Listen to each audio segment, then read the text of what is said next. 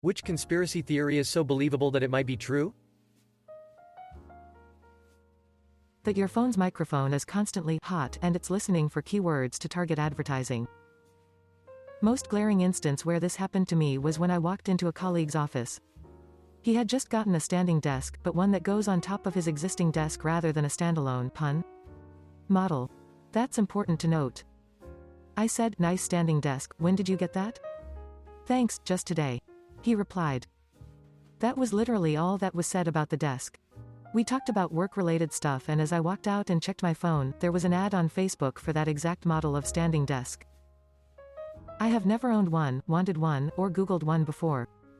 Yet there it was on my feed. Tinfoil hat be damned, they listen in. That Natasha Giat was murdered by the Catholic Church for exposing a pedophile ring. This is trending on r conspiracy and r out of the loop right now. Credit to you, UFT8 for the summary. Natasha Giat, a model, TV journalist, exposed a pedophile ring on live Argentinian TV a few months ago, after following cases over the last few years. She had claimed that she would not commit suicide in April of 2018 while investigating these rings, but was found on February 23, 2019 to be dead from suicide. Another journalist she had accused of pedophilia on the airing, Luis Ventura, had uploaded an image of her dead body shortly after she killed herself on Twitter, and then promptly deleted it afterwards. To quote you, Happy Cake Day 1. She supposedly died from a cocaine overdose, heart failure, stroke. She had said that if she wound up dead, the people she had accused of rape, she was on trial, and it was powerful people, would be guilty. "I won't kill myself, I won't overdose and drown in a bathtub, I won't shoot myself." Full credit to you, the next village for this one. The arms on Tyrannosaurus rex skeletons are backwards. They ought to be rotated 180 degrees. What good are these stubby little arms for? We have found out relatively recently that T-Rex have feathers. It is now an established fact, T-Rex were not covered in scales but in feathers, like a bird.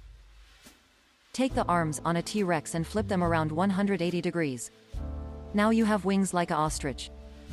We used to think of almost all dinosaurs as lizard-like, in fact the name means terrible lizard. Now we know that many different animals that we think of as dinosaurs are more bird-like than lizard-like. Tyrannosaurus rex had wings. Not big wings to fly with, but wings that were perhaps something like that of an ostrich, cassowary, or emu, although likely much smaller in proportion to their body. Ostriches use their wings in mating rituals, to make themselves appear larger, and to signal and communicate. Perhaps T-Rex used theirs for some similar purpose.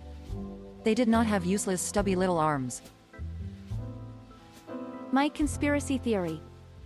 Facebook purposely attempts to ruin people's relationships because the drama gets more views and more views sell more ads. Several years ago they introduced a feature so that your comments on other pages would show up in your friends' feeds.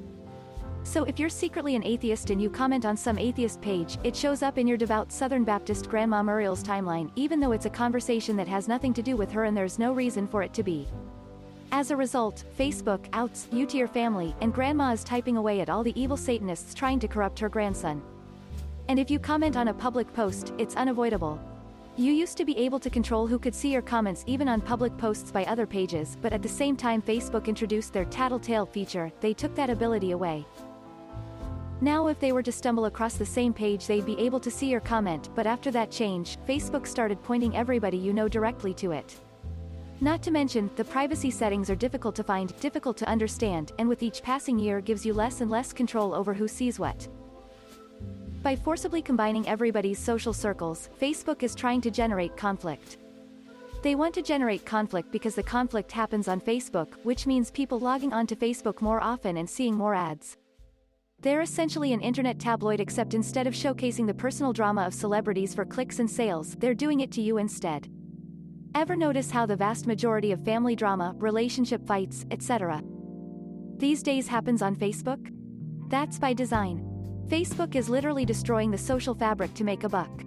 Consuming relationship stability like it's an oil refinery consuming crude. Dyson purposefully made the cable shorter over time just before announcing the cordless version. My DC01 has a 12 meters flex, my DC14 has a 6.5 meters flex. They purposefully made the flex shorter to be an inconvenience and make people want the cordless version. All rocks are soft until you go to touch them. The ballistic missile threat that was sent to Hawaiian cell phones saying, "Seek shelter, this is not a drill," that was later deemed a mistake, was a real missile that was intercepted before impact. That there are hundreds of companies that operate tens of thousands of Reddit accounts each. They have been auto-regging these accounts for years, use scripts to auto-post and comment, and have humans that shift through all the accounts to make various comments to maintain these accounts. These companies have the ability to control and game their way to the front of Reddit. Huge brands use them, special interest groups use them, political parties use them. It's not a conspiracy, it's a real thing. Memes about the NSA and other spy programs are encouraged by the very agencies spying on us, to twist the idea into the absurd and to humanize their agents. Miley Cyrus's crazy streak was all a carefully planned marketing scheme to get her solidified as an A-list celebrity. The Vatican holds horrible dark secrets and many answers to existential questions. And that Area 51 is a publicity stunt by the government to hide the real testing facility. Michael Jackson was chemically castrated by his father to preserve his soprano singing voice, which was the source for his infatuation with children. Some group of people wanted all the Kennedys dead for some reason. Long John Silver's as some kind of money laundering scheme on the basis that they have been open for as long as I can remember, but I have also literally never seen a busy Long John's. Toxic delusion that I ironically entertain? Perhaps. The president of the Philippines, Duterte, is very anti-drugs to hide his own involvements with drug cartels off which he makes billions. That the CIA posts this question every time so they know what the general public suspect. The Laurel Canyon Conspiracy. Basically, if you look at the counterculture revolutionaries in the music industry in the 60s, most of them were the children of military intelligence people. So the theory is that the free love, lots of drugs movement they inspired was done intentionally to distract the youth from a full-scale revolution. The thought was if the angry youth of the mid to late 60s were too high and getting laid all the time, they would stop caring as much about societal ills and then basically sleepwalk through the 70s, which they did.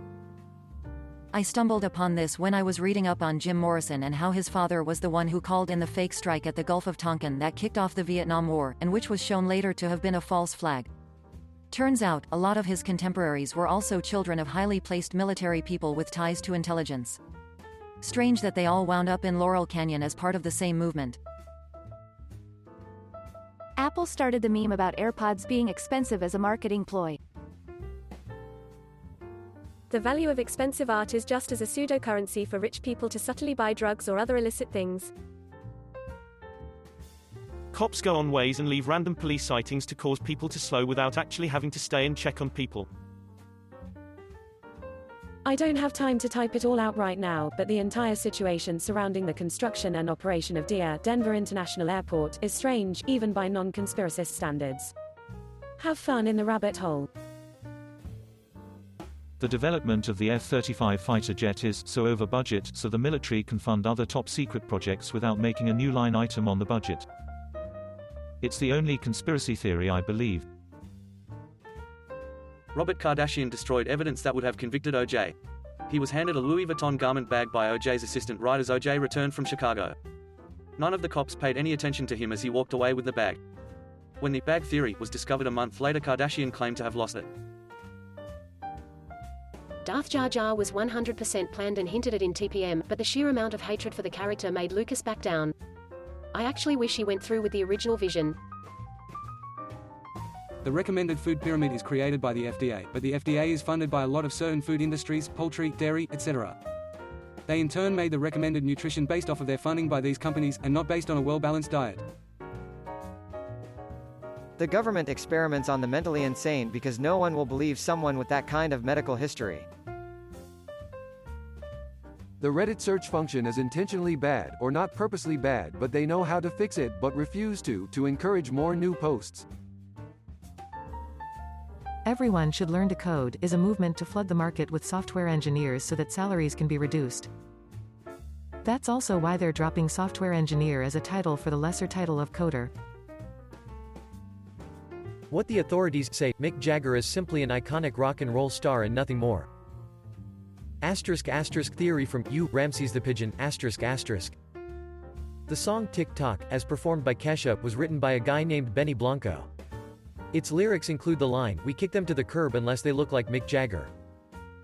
That's a little bit strange, right? Mick Jagger wasn't exactly at the height of his attractiveness when the piece in question came out. Stranger still, it wasn't the only popular song to paint the man in a pleasant light. Moves Like Jagger, performed by Maroon 5, was released at around the same time, and Benny Blanco also had a hand in writing that one. This is where things start to get creepy. The song The Time, Dirty Bit, as performed by the Black Eyed Peas, features the following phrase, "All these girls, they like my swagger, they calling me Mick Jagger, I be rolling like a stone." It was written by John DiNicola, who used to produce the music for a band called Kara's Flowers, although you might know them better by their current name of Maroon 5. The song Heart and Soul, as performed by the Jonas Brothers, contains a verse that ends with making mistakes, but that won't matter if you can swag like old Mick Jagger. Antonina Armato wrote the piece, and she is managed by Downtown Music Publishing. Care to guess who else they manage? Here's a hint, it rhymes with balloon hive. This web of connections extends all throughout the recording industry, but one thing remains unclear, what's the link back to Mick Jagger himself? There must be something, because if you have a look at Google Trends, you'll see that his popularity spiked with the release of each song.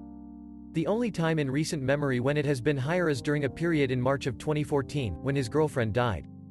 Some people have suggested that the man's name is just easy to rhyme with swagger, but popular usage of the word, in reference to something other than a walking gait, came about after the aforementioned songs had hit the airwaves. In other words, Jagger prompted swagger, not the other way around. Why does there seem to be a cabal of artists trying to artificially inflate the performer's appeal and popularity? What benefit is there in promoting an aging rock star? Who is actually behind this odd trend?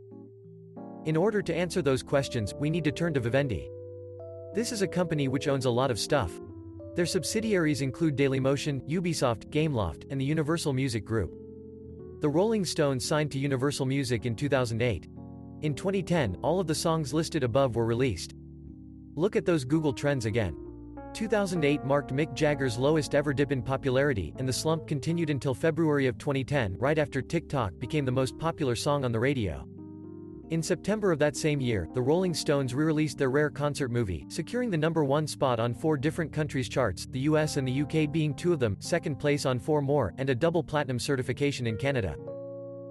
Strangely enough though, the only other place besides the United States where platinum status was achieved was in France, which is where Vivendi is located. What if all of this was carefully planned and executed? What if there's a shadowy organization that's intent on promoting Mick Jagger for their own profit? What if I made all of this up on a whim, and just found whatever tenuous evidence I could to support it? TLDR, Mick Jagger is a puppet of the recording industry.